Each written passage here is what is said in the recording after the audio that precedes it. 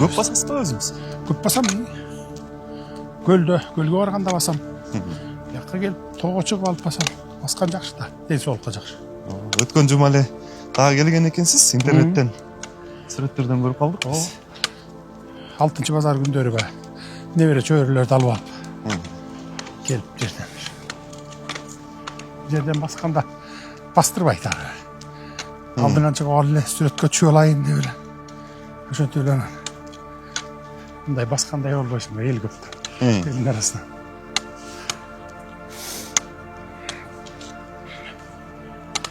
Атияққа қырға шыққанда ел суйлатып жүрсе керек. Суйлат, боз үйден ары қарай суйлат жүрді. Президент Садыр Жапаров багыт алган Аларчадагы Аксай шаркыратмасына алып барган жолдун алгачкы чакырымы аябай татаага. Анткени дароо өрү башталып, бир топко чейин тике жол менен кырга чыгыш керек болот.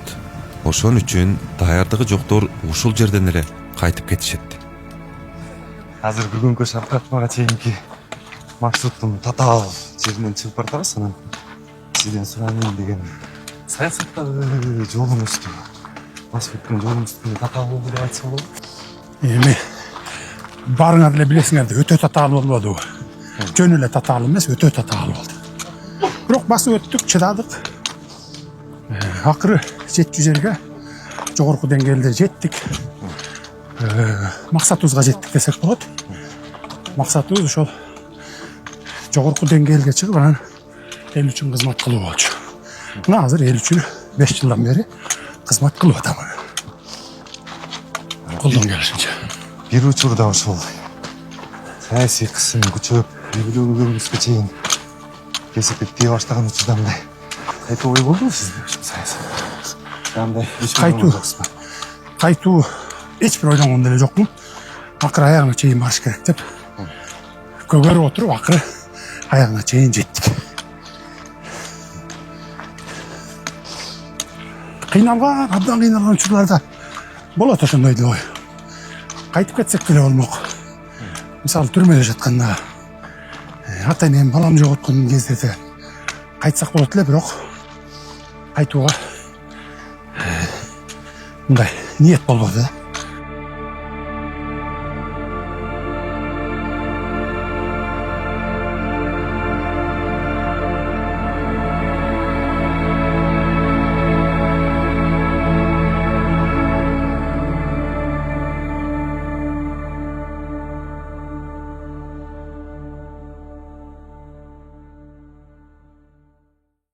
Товарищ полковник, ни сантиметра им не отдадим.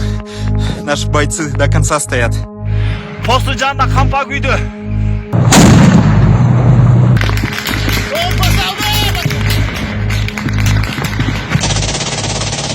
Садыр Жапаров президент болуп шайлангандан 3 ай өтүп, 2021-жылы 28 апрель күнү Кыргыз-Тажик чек арасында жаңжал чыкты.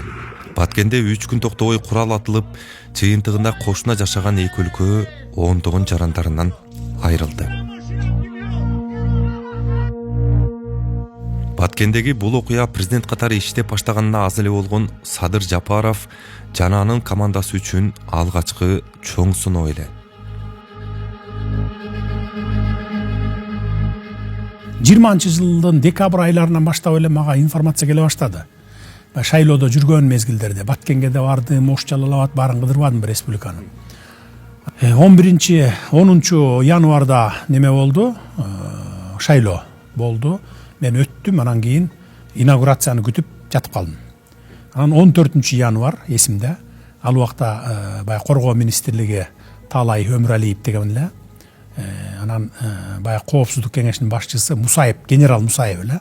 Анан 14 январ күнү чакырып, анан үчөөбүз отуруп алып анан сурадым, мага момундай информациялар келип атат. Жазында согуш болот деп атат, Тажик менен Кыргыздын ортосунда деп. Мына башка чет өлкөдөгү чоң өлкөлөрдөн дагы момундай маалыматтар келип атат мага. Барбы ушундай маалымат силерде десем, өкөтең жок дейт. Жок, анан Тажик кол салбайт, анан тиги буу деген сөздөрдү айтышат. Бирок Кыргызстандын куралдуу күчтөрү ошондо эле эң начар сценарийге даярданып, аскер техникаларын акырындык менен Баткенге тарта баштаган. Башка булактардан алып информацияларды алып аттым. Где-то бир январдын ичи, бир 15-20, анан баягы өкөнө тапшырма бердим, коргоо министрине. баары бир эле сактанып коелу, сактыкта кордук жок дейт. Сен бул севердеки техникаларың бардыгын ЮКка жөнөткүн. Эми түн катып жөнөтөсүң эмне болупсун? Жок, ачык эле жөнөтө берем. Бизде 3 апрелде учение болмок ошол жакта деди. Ой, анда жакшы экен, давай жөнөтө бергин. Жөнөтүп кое берели. Анда мен 3 апрелде барып туруп учение өткөрөбүз. Эми ошо Баткенде.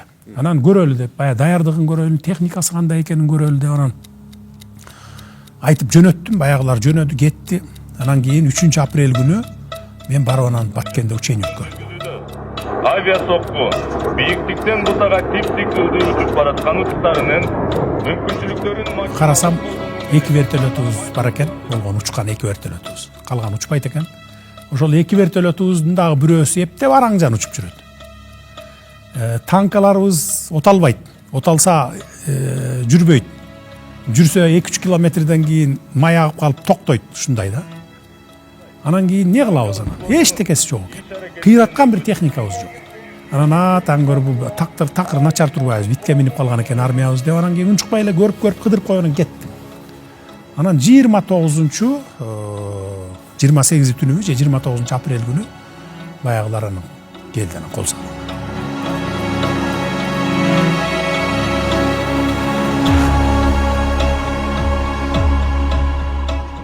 Президентибиз ошондо январдын аягында кабыл алды. Баягы антыны. Кабыл алаары менен эртеси күнү мен чыгып кеттим. Себеби дегенде өтө оор, жүрөгүм ооруп аткан маал эле да, ошол маалдачы. Германияга барып, Германиянын Мюнхен шаарында жүрөгүм операция жасаттым. Анан кайра жакшы болуп калдым, Кудайга шүгүр. Анан ошондо айткан эле 2 айдан кийин кайра келип туруп текшерилесиң депчи. Анан ошол убакытка туш келип калыптыр да. 28 апрель күнү мен учуп кеттим эле. Учуп кетип Стамбулга жеттим. Стамбулга жеткенде мага кабар келди. Мен уже самолетко Германияга чыгып аткан маалда кабар келди. Ушундай Кыргыз-Тажик чек арасында чоң жаңжал чыкты. Азыр учуу башталды депчи. Азыр эстесем эстеси өтө оор, бирок эми бул тарых үчүн айтып коюш керек. Мен эч кимге муну айта эле келем. Ошондон анан кийин мен чечим кабыл алдым. Германияга барбай турган болдум. Самолетко чыкпастан кайра артка кайттым дагы. Стамбулдан артка кайттым дагы. Кайрадан Бишкекке карай учтум. Кийим-кечектеримди алып келип самолеттон түштүм. Стамбул Бишкектен. Это 30 күн эле эрте менен. 30 күн эрте менен уже ошол аэропорттон кайрадан кийинип алып туруп Баткенге учуп кеттим. Бул биринчи кагылыш.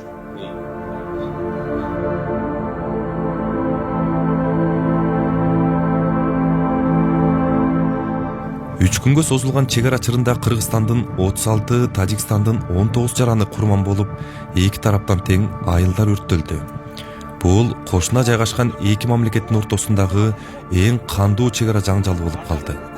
Баткенге Кыргызстандын ар бир айылынан жардам жиберилип, ар бир жаран Кыргызстан Баткенден башталарын сезип турду. 30 апрелде президент Садыр Жапаров элге кайрылуу менен чыкты. Учурдан пайдаланып, жакындарынан айрылгандарга терең кайгыруу менен көңүл айтамын. Мекенчегин коргоодо жан аябай салгылашып курман болгон жоокерлердин эрдигине таазим этемин. Согушту башташ оңой, токтотуш оор деп айтылат. Азыр эле Тажикстандын президенти Эмомали Шарипович менен эки тараптуу сүйлөшүүлөрдү жүргүздүк. Чек аралар жана башка бардык маселелерди тынчтык жана сүйлөшүүлөр жолу менен чечип алалы деп келиштик. Анан кийин түнү менен бая иштеп отурам. Сүйүнбек Касманбетованда руководитель аппарат эле. Экөөбүз анан кабинетибизде түнөдүк, менин кабинет. Түнү менен иштеп, эртең менен анан Рахмонго байланышка чыктык.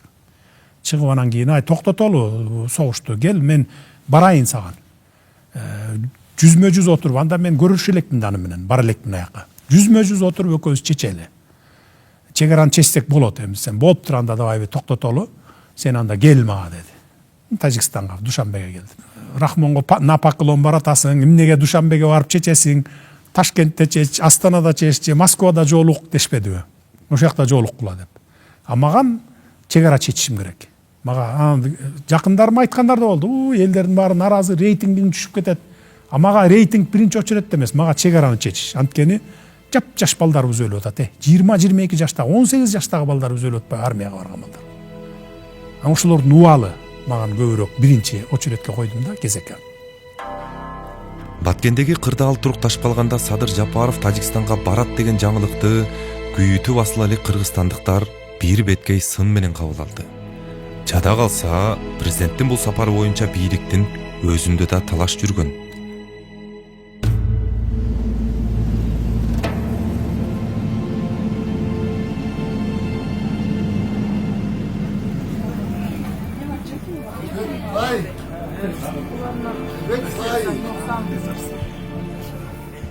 Кыргызстандын Түркиядагы элчиси Руслан Казакбаев кыргыз-тажик жаңжалы тутанган учурда тышкы иштер министри кызматында эле. Ошол эле учурда болуп атканда сүйлөшүүлөр жүргүзгүлө деди. Садыр Кожоевдун позициясы бардыгыбызды укту. Ар кандай кызуу кандуулукка алдыргандар да болду, кеңешчилер да болду. Биз мындай кылышыбыз керек, мындай радикалдык жолдорго да айтылгандар болду. Садыр Кожоевич мындай маселелердин бардыгын мындай жалпы талкууга салып атты. Салкууганын ар кимисинин бардыгын ошол жердегилерди угуп, андан кийин баягы саясий чечим кабыл алыш керек эле да. Бул эми лидерлер үчүн эми жакшы сапаттар. Ана мен айттым, жок, сен барба дедим. Себеби коомчулукты көрүп турасың азыр. Өтө жаман көрөт. Коомчулук сени өтө жаман көрүп атат. Аз барам деп койсоң, азыр тимире бардыгы жаман калат. Сенин ушунчалык коомдогу ордуң дагы мындай эме болуп кетет, төмөндөп кетет. Сен айт, жок, мен үчүн мамлекет баалуу, мамлекеттин келечеги үчүн, мамлекеттин маселесин чечиш үчүн эмне деп айтса ошентип айта берсе мен барам деп тобокелге салып барып, канчалык адамдар муну урушуп сөгүп атса дагы жок мен барамын деп барып туруп сүйлөшүп келди да. Сүйлөшүп келди. Бул деген мамлекеттин үчүн, эл үчүн баарына даяр дегендин чоң белгиси да. Садыр Кожоевич айтты, бул коңшу мамлекет жана дос мамлекет муну сүйлөшүү жолу менен чечиш керек. Канча жылдан бери мындай окуялар болуп келген, жана улана берет. Бизге стабилдүүлүк керек. Стабилдүүлүк. Бул бизге турган бизге болгон стабилдүүлүк, бул Кыргызстан менен Тажикстандын ортосундагы эле стабилдүүлүк эмес, бул аймактыкта стабилдүүлүк, анан сыртка да карап турат деп. Ошентип, кыргыз-тажик чек арасындагы куралдуу кагылышуудан кийин эки өлкө президенттеринин биринчи жолугушуусу боло турган болду. Алгач Садыр Жапаров Тажикстанга май айынын экинчи жарымында бара турганы кабарланган. Бирок расмий сапардын мөөнөтү жылып, Жапаровдун учагы Тажикстандын борбору Дүйшөмбү шаарына 28 июнда конду.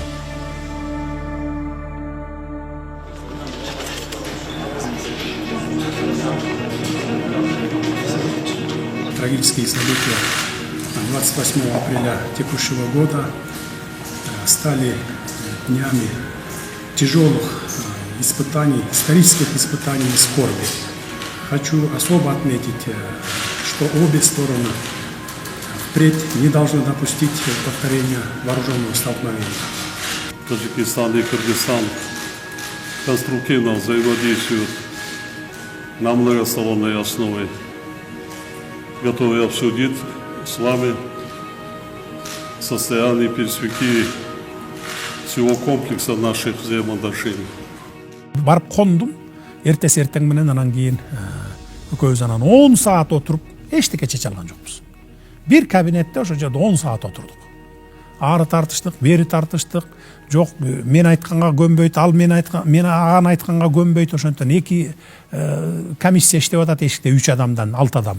3-өө тажик тараптан, 3-өө мен тараптан. Ошентип анан кечинде саат 4-төрдөн анан 5-терден анан кетти, анан чечилбей.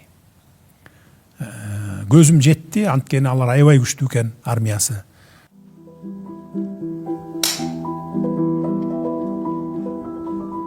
Каршы чыккандарга карабай, ошо 21-жылы өзү Тажикстанга барып, бир күн кечке ошо президент Эмомали Рахмон менен сүйлөштү да. Ар кандай баягы сунуштар киргизишти, сүйлөштү. Бир ортого келип, анан мындай давай мындай кылалы, чечели дегендей ойлорго келишип, бирок мындай түз кандай чечим болот деген мындай түз жыйынтыкка келе алышкан жок да. Канча иш сапарга катышып жүрөм, мындай сүйлөшүүлөрдү, узакка созулган сүйлөшүүлөрдү мен да көптөн бери көрө элек болчумун. Садыр Кожоевич аябай шашпай сүйлөштү. Алар дагы Тажикстан тарабы да ошого дайым болчу. Тышкы иштер министрлери да өзүнчө сүйлөштүк, укук коргоо органдары да сүйлөштүк, чек арачылар дагы сүйлөштү. Анан көбүнчө, конечно, көбүнчө эки президент дагы аябай сүйлөшүштү. Тар чөйрөдө да, кеңири чөйрөдө да.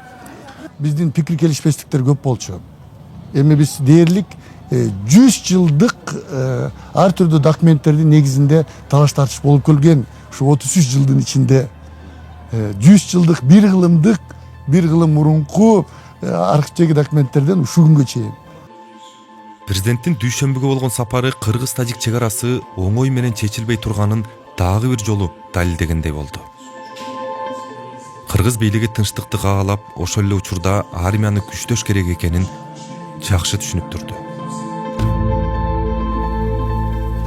Садыр Жапаровдун Тажикстан сапарына чейин Кыргызстан үчүн маанилүү окуя болуп өткөн. Бул Жапаровдун Түркияга болгон расмий сапар эле.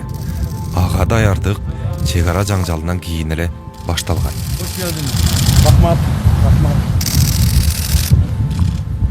Анан отуруп изилдеп отуруп анан байрактар, акынчы, ак сүңгүлдөрдү изилдесем, 3 эле айда окутуп берет экен балдарын. А бирок заказ берсең 1 жыл 2 айда баягы даярдайт экен. Анан отуруп анан кийин Турцияга анан кийин баягы визит сурадык.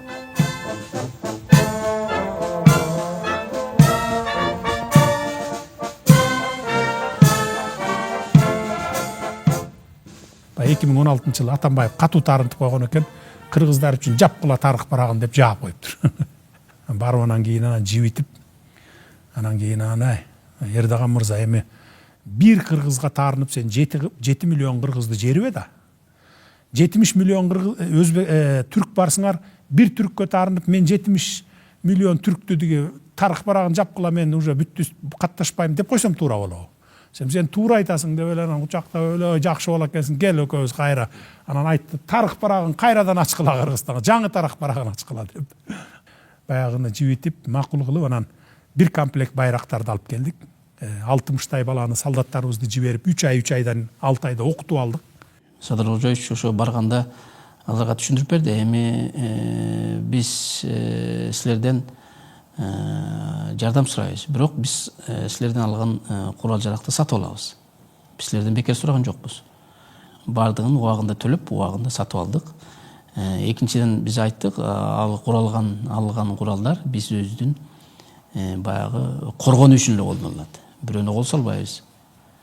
Ошон үчүн коргонуу үчүн колдонулат. Ошондуктан биз сиздер жардам бергиле деп улам сүйлөшүп атып, алар дагы эми бу региондо тынччылык болсун деп алар дагы ойлонуп атты да, биздин курал каяка колдонулат, эмне колдонушу мүмкүн деп. Анан алар да айтып атышты, эми биз бир тууган катары силерге берели, бирок силер мындай туура колдонгула деп. Анан ошондуктан биз ал куралдардын баарын өзүбүздүн бюджеттик акчага сатып алдык.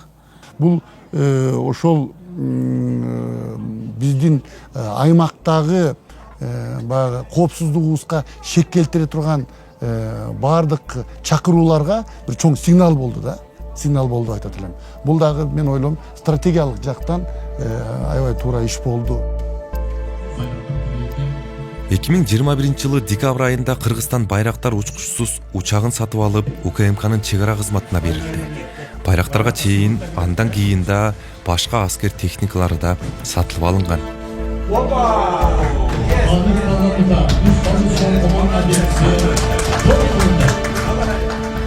Бул мамлекеттик башкарууда көптөгөн өзүнүн жашыруун сырлары бар да.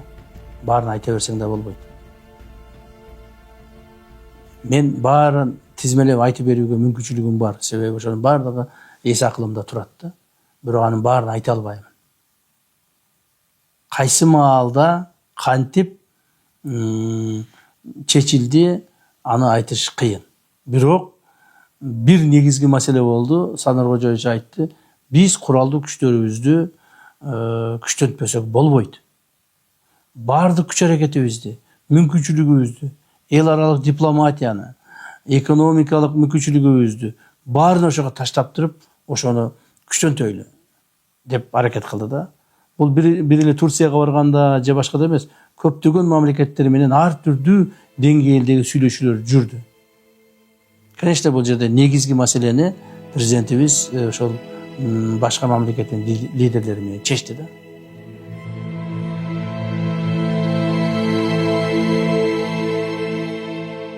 Кыргызстан бир жагынан армиясын күчтөп, ошол эле учурда Тажикстан менен чек араны тактоо боюнча сүйлөшүүлөрдү жүргүзүп келди. Бирок 2022 жылы Баткендин ар кайсы жеринде ок атылып, майда жаңжалдар чыга берди. Кырдаал күндөн күнгө курчуп, 9 айдын ичинде эле 10дон ашык жаңжал катталды. 2022 жылдын 14-17 сентябрь күндөрү Кыргыз-Тажик чек арасынын баардык аймагында ок атылып, эгемен тарыхтагы экинчи ири жаңжал тутанды. Жада калса, Оштун Чоңал айындагы чек ара тилкесинде дагы курал колдонулду. Бирок бул жолкусунда Кыргызстандын армиясы алда канча күчтөнүп калган. 22 жылы августтун 20-сында боевой дежурствоға бүтүп, коюп, уже испытаниядан өткөрүп, өзүбүздүн балдар башкарып отурат. Жап-жаш балдар. 20 жаштан 35-40 жаштага чейинки балдар бар, башкарып отурат азыр. Анан баягылар башкарып калган кезде анан 14 сентябрда кайрадан болбоду. Ошондо байрактар аябай катуу жакшы жардам берди. Анан биз ошондо теңелип калдык, күчүбүз менен теңелип калдык. 2023 жылы биз уже эки эсе күчтүү болуп кеттик. Анткени акынчы, ак сүңгүрлөрдү алып келдик. Ал байрактар эми баягы биринчи эле деңгээлдеги да.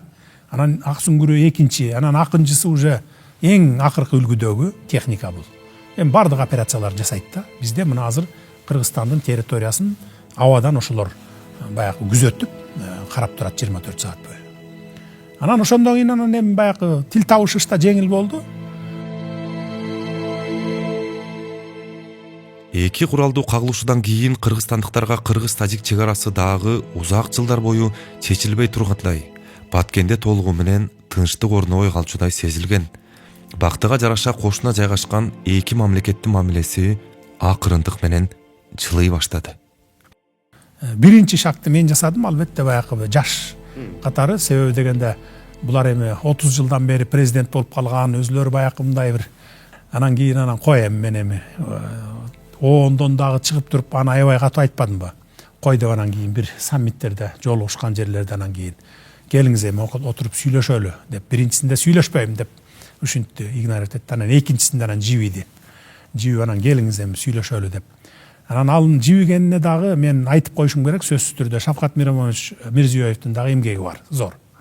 Ал кишиге айтып атып, мына эми чече турган киши келип отурат, биякта чечип ал эми. Кийин дагы кандай болот, кандай билесиң, эми уступкага баргын эми деп атып анан жибитип макул кылып анан ошентип отуруп анан кийин чечип алдык. Өзбекстандын президенти Шавкат Миромонович Мирзиёев дагы өзү мындай активдүү, анан ушу Борбордук Азияны мындай жакындаталы деген бир лидерлердин бири да. Ошондуктан ал дайым айтып жүрдү да, кыргыздар менен тажиктер силер келишкиле, силер мындай бу чек арадагы мындай конфликтти токтоткула. Эгерде силерде конфликт боло берсе, бизге эч кандай инвестор келбейт, эч кандай турист келбейт. Анткени стан деген сөз баарыбызга тарайт. Алар түшүнбөйт, Кыргызстанбы, Тажикстанбы, Өзбекстанбы же Казакстанбы. Стан дегенди уккандан кийин бизге эч ким келбейт. Ошондуктан силер мындай жакындашкыла, сүйлөшкүлө деп да өзү айтып жүрдү да. Кыргыз-тажик чек арасын тактоо эки мамлекетке тең оңой болгон жок. Узак жылдар бою бир пикирге келе албай, ондогон куралдуу кагылышуулар катталып, эки тарап тең жоготууларга учурады. Чек араны тактоодо эки тарап тең утулат жана эки тарап тең утат.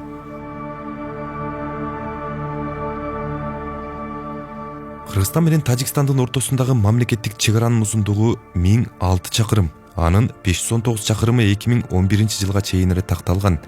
Ал эми калган 486 чакырымга созулган чек ара тилкеси айылдарды, талаштуу жерлерди аралап өткөн үчүн чечилбей келген. Договор между Кыргызской республикой и Республикой Таджикистан. Акыры 2025 жылы 21 февралда кыргыз-тажик чек арасын делимитациялоо жана демаркациялоо боюнча өкмөттүк делегациялары Бишкекте акыркы жолугушуусун өткөрдү. Удай эле Жогорку Кеңеш чек араны тактоо боюнча макулдашуунун долбоорун жактырды. 13 мартта болсо тажик президенти Эмомали Рахмон Кыргызстандын президенти Садыр Жапаров менен чек ара боюнча келишимге кол коюшту.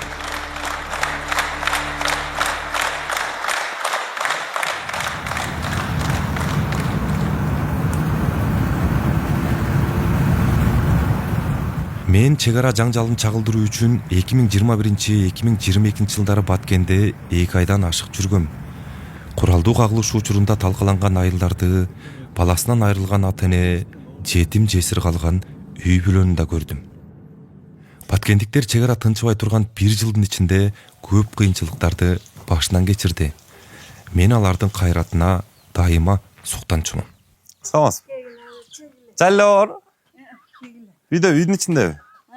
Эми кыргыз-тажик чек арасы чечилгенден кийин тынчтык орноп, жанданган жай турмушту көрүү үчүн Баткенге кайра келдим. Жалил Каработоев кыргыз-тажик жаңжалынын очогуна айланган Көкташ айылынын тургуну. Анын баласы Алтынбек 2021 жылдагы урушта окко учкан. Окко учкандар болду. Үйлөр өрттөндү. Эл качты. Үйлөр эммейли, үйлөр башка дүйнөң өрттөнсө бирок өлгөн жаманда туугандарын ыйлап этти. Мен деле ыйлап жүрдүм го. Балам жоготуп алып. Эл кээ бир ушу тополоңдон качса, кээ бир ага чейин эле Бишкекке кетип жүргөн. Баягы мектеп жумуш жок да, жумуш издепчи. Андан кийин уже массовый башталган да. Азыр эми кайра кайтып келе жататтар кээ бирөөлөрүчү. Келип атышабы? Келип атат. Эми өзүңдүн жериң да. Бая кан тамган жериң тартып тура берет да. Азыр кайра келип эме кылып атат, мына негизинен не то что келип атат, мына азыр бети жашап турганда эле мына үйлөрүн кайра баштап, курулуштар башталбадыбы? Бул курулуштун башталды деген уже элдин ишеничи бар келечекечи. Эч ким курулуш кылбай калды беле. Биз токтотконбуз да бардыгынчы. Көрсө бир күндө күйүп кетет экен да бар жокчу, кереги жок депчи. Убактылуу гана жашоо менен күн сүрүп калган деп да. Азыр Кудайга шүгүр жакшы эле. Жакшы. Аябай жакшы десиле болот. Коңшу кандайсың? Баягы немелер токтоп калган эле да курулушчу. Мына быйыл эми чек ара чечилгенден кийин уже баштадылар курулуштучу. Кичине көңүл жайга келгенден кийин. Бул коңшуларыңыз дагы курулуш кылып атат. Буларда да уже курулуш баштады быйыл. Чек ара чечилгенден кийин эле башталган бүт бардыгы жапа турмак. Азыр өзүмдүкүн да көрсөтөм. Мен бүтүргөнмүн уже быйыл. Сиз дагы курулуш кылдыңыз. Мына азыр көрсөтөм.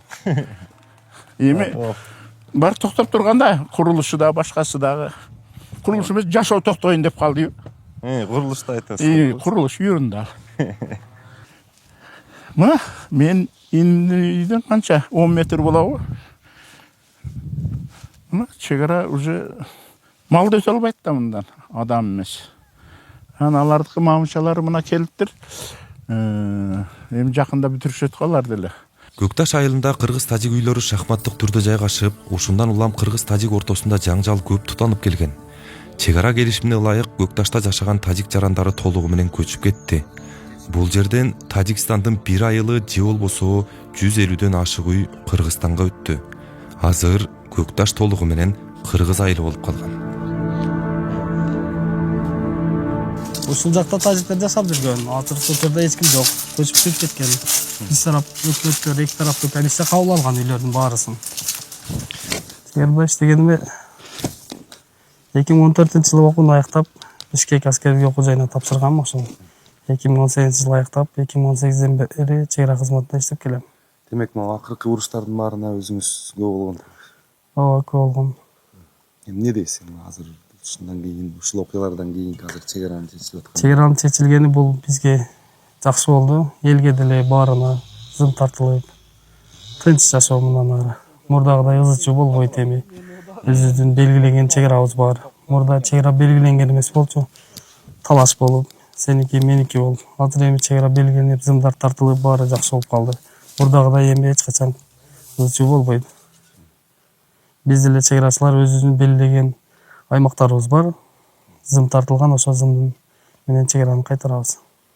Кадимкидей ушул нерсе сезилип атабы? Мындай мурдагыдай чыңалуу азайып. Жок, азыр жакшы, мурдагыдай чыңалуу жок да. Ошол эле учурда кыргыз жарандарына да үйлөрүн таштап кетүүгө туура келди. Баткендеги Достук айылы чек аранын аркы бетинде калып, анын тургундары жаңы салынган жаңы Достук айылына көчүп келишти. Чек араны тактоонун жүрүшүндө туулуп өскөн айылын таштап кетиш кыргызга да, ошол эле учурда карапайым тажикке да оңой болгон жок. Ошолор ыйлап кетти го. Айылдан көчүп кетип аткандай. Андай дегенимдин себеби аларга мен билишиме караганда, угушума караганда 4 сотиктен 6 сотиктен эле жер берген. Таладанчы. Акча андай эч нерсе жок буларга. Анан азыр көчүргөндө дагы даяр бир нерсеге алып барган жок. Туугандарынын үйүгө кетти. Бизде кыргыздандай болгон жок да. Бизде үй салып берип, анан көчүрүп атты бизде. Мына көк терек күйүп кеткенден кийин дагы салды ғой. 2 жол салып берди бир айылга. Тажиктерде андай жок.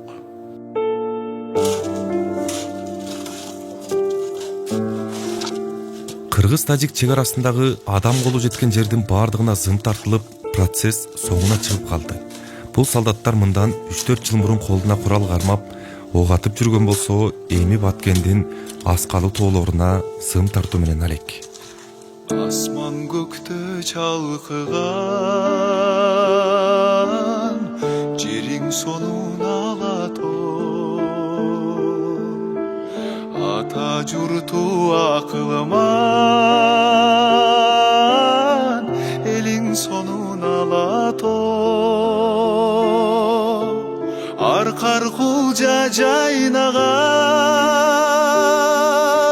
төрүң сонун алатон.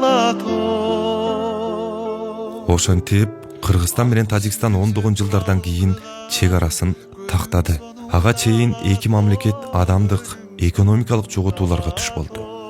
Баарынан да чек аранын аркы жана берки бетиндеги карапайым кыргыз менен тажикке оор келди. Эми чек ара такталгандан кийин баткендиктер тынчтык орногонуна ишенип калышты. Тынчтыкты башка жерге салыштырмалуу баткендиктер өзгөчө баалайт.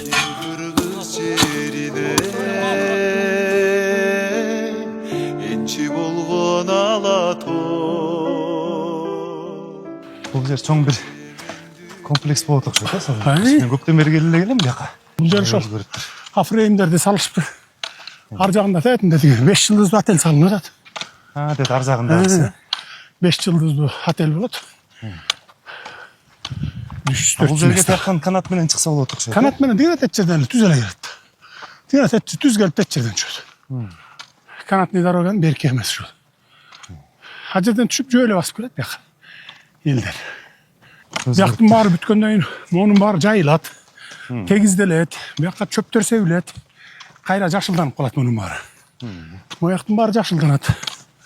Тегизделип астынын баары. Ар жакта өзүнчө стоянкасы бар. Селфи можно, пожалуйста? Давай, тем более. Толго келген жаштар ойлоп экенсиң. Жаштар көп. Кызыгуу. Анан чет өлкөлүктөр көп. 70% эле чет өлкөлүктөр. Ошолорду көрөсүң. Жаштар дагы көбөйдү. Мен көрүп алып ыраазы болом. Компьютер кучактап, телефон кучактап, шаарда этажда жаткандан көрө, ушинтип келип тоого басса өзлөрүнүн ден соолугуна пайдалуу. Шаркатманын суусун ичейин деп суу ичпей баратам. Суу сап атам, бирок суу ичпей баратам. Тигине кара, тигине кара. Кана 5 экен, 4, 5 экен, 6 экен. 7. Мына көрдүңөрбү? Тийбей койсо элечи. Тийгизбей койсоң эле элге көнөт жакындап. Болбосо момундай жакындыкта, момундай адамдар менен тоонун башында жүрмөк, чокунун башында. Шунча адам мынакей, канча алды, биздин алдыбызда эле канча адам кетти. инвесторларды да ушундай кылып салыштырса болобу, Садыр Нуркожаевич? Ооба да. Аларга да тийбей жакшы мамиле кылса. Албетте. Эми бизнеске тийбей койсоң, тийбесең. Бизнес дагы өнүгөт, чет өлкөлүк инвесторлар да биякта бизнеске жакшы шарт түзүлгөн деп келет. Азыр кезекте туруп атпайбы мынакей инвесторлар? Бүт тармактарда мына строительствого келди, кирди, кен байлыктарды казып атат, завод фабрикаларды салып атат. Ошолордун почти жарым эле инвесторлар азыр салып аткан. Бирок биз мамлекет жардам берип атабыз. Жерди бекер берип атабыз, завод фабрика салам десе 49 жылга деп.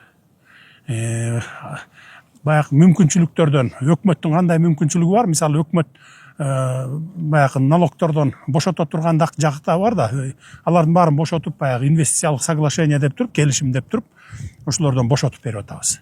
10 жылга, 5 жылга ушундай көлөмүнө жараша. Чолоочунун жолдогусу жакшы дейт. Жылалы. Шаштырбай кылат.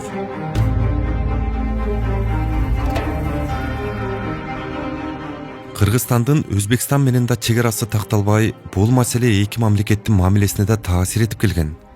Кыргыз-Өзбек чек арасында да маал менен жаңжал катталып турчу. 1378 чакырымга созулган Кыргыз-Өзбек чек арасынын 85% 2017 жылга чейин, калган эң талаштуу бөлүгү Садыр Жапаров бийликке келгенден кийин такталды.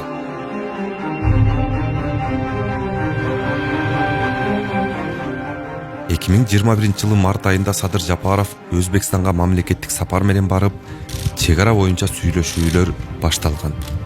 Ошондо эле Жапаров менен Мирзиёевдин чек ара боюнча пикири бир жерден чыккан. Албетте, эми көп нерсе өзү мамиледен чечилет да. Баягы саммиттерге барып атпайбызбы? Же болбосо эки тараптуу мындай барышып келишип атабыз го. Баягы столго отуруп алып, сүйлөшүп, баягы неме кылганың бул баягы протоколдук нерсе да, протоколдук нерсени бүтүрөт, анан көп нерсенин баары чайга барганда чечилет да, мындай неформальный деп коебуз го, неформальный ужин деп. Мен биринчи жолу Өзбекстанга барганда ошо 21-жылы апрель болсо керек эле, же март беле, же апрель болуш керек эле. Ошол барганда эле экөөбүздүн жылдызыбыз төп келишип калды да. Биз сымылда деп сүйлөшүп баштаганда эле жакшы бири-бирибиздин жылдызыбыз келишип калды, ошондон эле жакшы мамиле болуп кеттик дагы эле, анан чек аранын ошентип чечип алдык мына. Тажикстанга салыштырмалуу Кыргыз-Өзбек чек ара маселеси шыр чечилгени менен оңой болгон жок. Айрым маселелерде эки тараптуу сүйлөшүүлөр үзгүлтүккө учурап, биротоло токтоп калуу ыктымалдуулугу да пайда болгон. Көптөгөн маалда кээде ушундай бир моменттер болуп калды. Биз урушуп, жаңжалдашып, бардыгын столго чаап таштап коюп, эшиктен чыгып кеткен күндөр болуп атты. Бардык жетекчилерибиз билет эми, бул азыр айтып койсо бул мамлекеттикте эле чоң сырды ачкан болбоймун. Бир убакыт болуп калды, биз Өзбекстандын премьер-министри Арипов, ал Өзбекстан тараптан ошол комиссиянын жетекчиси, мен биз тараптан биз, анан ошол экөөбүз сүйлөшүп отуруп тил келишпей калдык. Тил келишпей калып, табыша албай калып, анан урушуп кеттик. Кадимкидей кээде ушундай үнүбүздү көтөрүп, жакшы жаман сөздөр өтүп урушуп кеттик. Ал дагы бурулуп кетти, мен да бурулуп кеттим. Анан кийин анан бир аздан кийин ал кайра отуруп сүйлөшөйлү деп калды. Мен айтым, жок, сүйлөшпөйм дедим. Сүйлөшпөйм деп ушундай көгөрүп туруп алдым мен. Болду, сени мен сүйлөшпөймүн деп десем, анан кийин президентибиз ортого түшүп, тияктар менен жолу президенттер менен сүйлөшүп, анан акыры кайрадан бизди столго отургузган күндөрү да болуп атты. Кайрадан чай урушпагыла, кой. Эки өлкөнүн президенттери сүйлөшүп, кой урушпагыла, кой талашпагыла, отургула, чечкиле, баары бир биз чечебиз, келгиле деп кайра бизди столго отургузуп, кайрадан анан биз чечүү процесстерин баштаган убакыттар да болду да. Көрдүңүз канчалык оор маселелер болгон.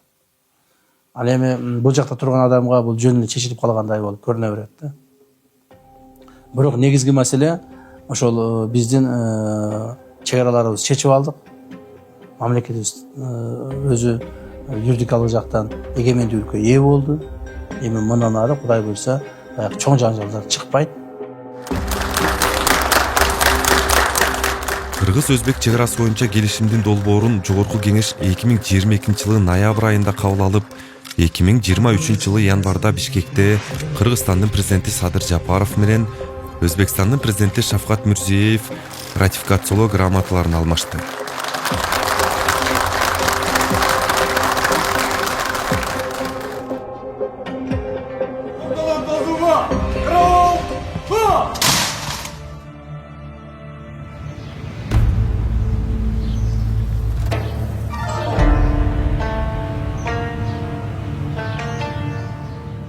Кыргыз-өзбек чек арасынын такталышы Өзбекстандын өзүндө да жакшы кабыл алынды. Анткени Фергана өрөөнүндө жашап, базары бир болгон жана бири-бирине тарыхый байланышы бар Кыргыз менен Өзбекке чек ара маселеси бир топ ыңгайсыздыкты жаратып келген.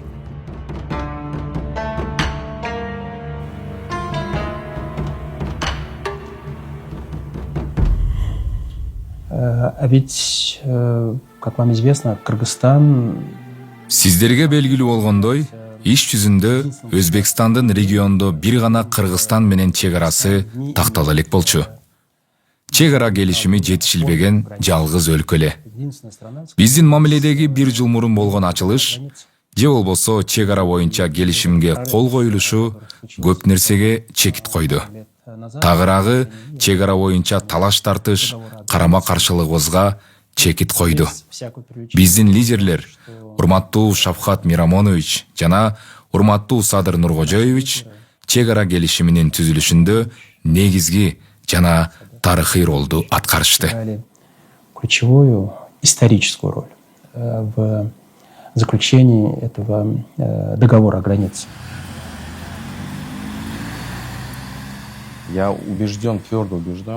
Мен биздин мамлекет башчылардын саясий эрки болбогондо бул маселе чечилбей турганын ишенимдүү айта алам. Мурда да маселеге жакындаганга аракеттер болгон. Бирок объективдүү жана субъективдүү себептерден улам талкуулаганга, сүйлөшүүлөрдү баштаганга мүмкүн болбой келген. Ошон үчүн биздин лидерлердин бекем саясий эрки, аларга болгон элдин ишеними бул маселени биротоло чечкенге жол ачты. Жана бул чечимди региондогу кызматташуунун, тынчтыктын жана туруктуулуктун үлгүсү катары көргөзө алышты. Ошондой эле Борбор Азиянын дүйнөдөгү ролун ого бетер арттырды. Азыркы учурда биз дүйнөнүн булуң бурчунда ар кандай кагылышуу, чыр-чатактар, согуштар дал ушул чек аранын айынан чыгып жатканын көрүүдөбүз. Ушул пландан алганда Борбор Азия биздин регион бүтүндөй дүйнөгө үлгү болуп жатат. Для всего мирового сообщества. Кыргыз-өзбек чек арасын тактоодо өзгөндөгү Кемпирабад суу сактагычынын жери Өзбекстан менен алмашылып, кайсы бир деңгээлде саясий окуяга айланып кетти. Жыйынтыгында 20-дан ашуун адам камалып, кийин алар райондук сотто акталды. Убакыттын өтүшү менен Кемпирабад маселеси боюнча талкууда токтогондой болду. Кемпирабадтан бизге пайдасы мурда Кемпирабадка 1 километр баягы немеге платинага жолой алчу эмессиң да. А Кемпирабадтын платинасын өзбектер салган. Биз бир тыйын салган эмеспиз. 65-70 жылдар салган экен. А суу толот да баягы чөлкөмгө. Толгон суунун 4127 гектарын өзлөрүнөн ар кайсы жерден Баткенден баштап берки диги Чаткал Алабукага чейин ар кайсы жерлерден 200 гектар, 100 гектар, 50 гектардан отуруп баягы жерди компенсация кылып берген жерди. Анан биз отурдук дагы айттык. Макул, биринчиден Кемпирабадка биз дагы башкарууга киребиз. 50 башкара албай, платинаны ачып жапкан, шлюздү көтөргөн, түшүргөн. Анан кийин суунун деңгээлин бир эмеге келтиребиз, кармайбыз. Деп турган 895 баягы немеге кармайлы дедик, уровенде. А тигилер ызылдашып, талашып тартышып отуруп, мурда 908ге чейин экен. А 908 болгондо ошондо жанагы шалыларын басып калат, үйүнүн агоротуна чейин суу келет, ушундай болчу да. Анан ошентип отуруп талашып тартышып отуруп, анан 900 деген горизонталга токтодук. Эми Кемпирабад маселесин ошол саясатчылар саясий өңүттү колдонобуз деп аракет кылышты да. Саясий өңүттү колдонобуз деп аракет кылышты. Бул Кемпирабад маселесин моундай Кыргызстанга пайдалуу кылып чечиш ушуга чейинки бир дагы президенттердин колунан келген эмес. Бирөөсүнө колунан келген. Алар жакындатчу эмес. Даже жакындатчу эмес кыргыздарды. Ал эми биз ошол Өзбекстан менен маселени чечкенден кийин биздин картабыз почти 15.000 гектарга көбөйүп, 15.000 гектар жерге көбөйүп маселе чечилди да. Бирок компроваттын ошол кайсыл бир жерин ээлеп турган өзбектер ушул убакка чейин ошол 70-жылдардан баштап, 70 деп айтсам точнее болот да, ал жерде бир-эки жыл өйдөлдү. 70-жылдардан баштап бүгүнкү күнгө чейин колдонуп келген, мындан ары дагы 100 жыл колдоно беришет да аларчы. Биз аны эч нерсе кыламак эмеспиз. Биз аны ошол баягылар сураган 200-300 гектар жерди беребизби, бербейбизби, аларга анын көп деле тиешеси, мааниси болмок эмес. Себеби алар колдонуп келген дагы деле колдоно берет. Себеби ошол маалдагы, Союз маалындагы чечкен жетекчилердин эң чоң катасы ошондо болгон да. Ошол маалда чечип коюш керек эле. Булар ал маалды чечпей калышкан. Акыры келип туруп биздин мойнубузга илинди, биз чечтик.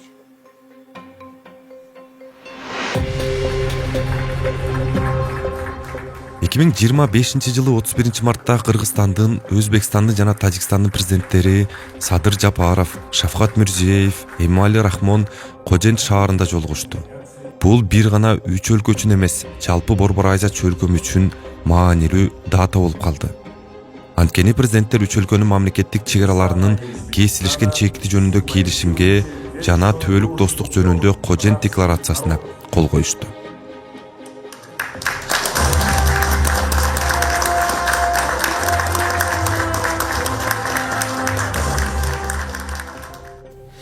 Мааниси абдан чоң. Анткени Орто Азияга, мисалы Кыргызстанга келейин, Баткенге бир инвестиция салайын десе эле чек ара чечилген эмес, чыр-чатак бар. Ал жерге сүйрөп келсең да келбейт. Ошол Тажик тарабында деле, мисалы Согдийский областка бирдеме салайын десе, аган келбейт. Өзбек тарабына деле келбейт. Муну эми акыркы 30 жылдан бери эле көрүп жүрдүк да. Муну эми президент болгон адамдар жакшы билет да. Ошол эле Эмомали Шарипович Рахмон, Шавкат Миромонович Мирзиёев дагы жакшы билет, ал чөлкөмгө эч ким кирбеген, инвестор кирбеген. Мындай эми ири инвесторлор кирбеген. Биздин чөлкөмгө деле. Мына азыр ири инвесторлор келип атат. Андан сырткары ошо мен азыр айтып өтпөдүмбү бая, баардыгы Орто Азияга кызыгып атканы. Анткени Орто Азияда тынчтык орноду. Бул жерде мисалы Сириядай болуп, Пакистан, Афганистандай же болбосо Украина, Орусиядай болуп, эч качан согуш болбойт. Анткени согуш эмнеден келип чыгат? Согуш чегара, жер талаштан келип чыгат. Чегараң чечилбесе, жер талашып, 2 күндүн биринде ок атышып, кырылышып атсаң, ким келет аяка? Эч ким келбейт да. Мына ошон үчүн Орто Азияга кызыгып атканы, анткени бул Орто Азияда талаш тартыш маселе жок. Чегарада болобу, экономический болобу, же саясий жагынан болобу, эч кандай талаш тартыш жок деп, ошон үчүн мунун мааниси өтө жогору да.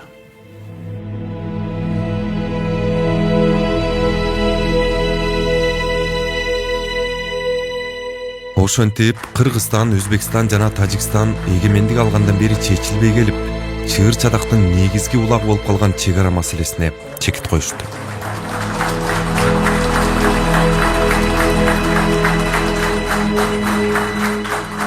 Кыргыз-Тажик, Кыргыз-Өзбек чек арасын тактоо 3 мамлекетке тең оңой болгон жок. Узак жылдар бою бир пикирге келе албай, ондогон куралдуу кагылышуулар катталып, баардык тараптар оор жоготууларга учурады. Чек араны тактоо сын менен кошуло турган аябай оор процесс. Чечим кабыл алгандарга көп учурда саясий упай да алып келбейт. Ошол эле учурда чек араны тактоо тарыхый чечим катары бааланат.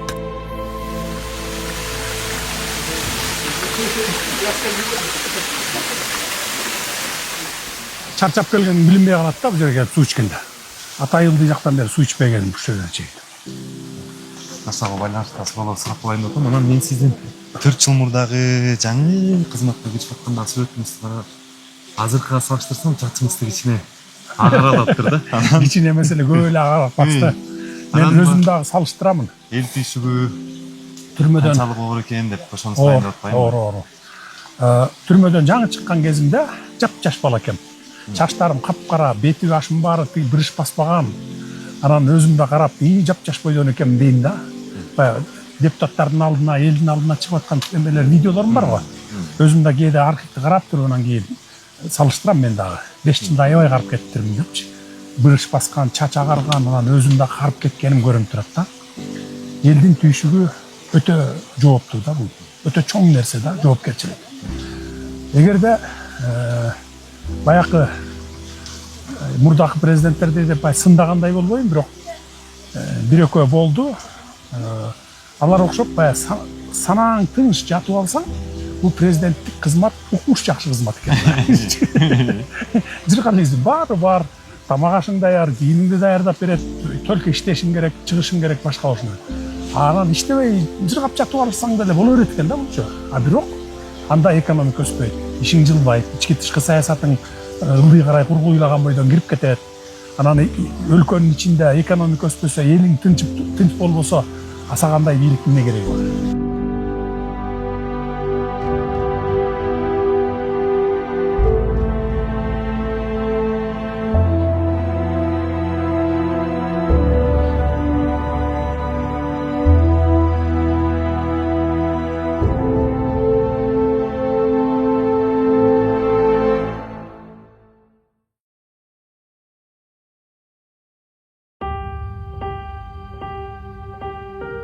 Матраевдин кал эмес, Камчы Көлбаевка дагы мен бир эскертейин деп, бир эмес 2 жолу эскерткеним бар.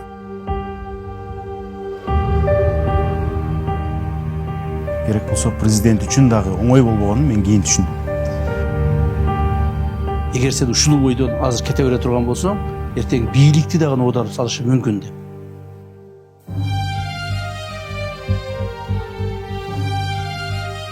Сизге же болбосо УКМКнын төрагасы Ташиевке кандайдыр бир коркунуч алып келиши мүмкүн беле ошол учурда?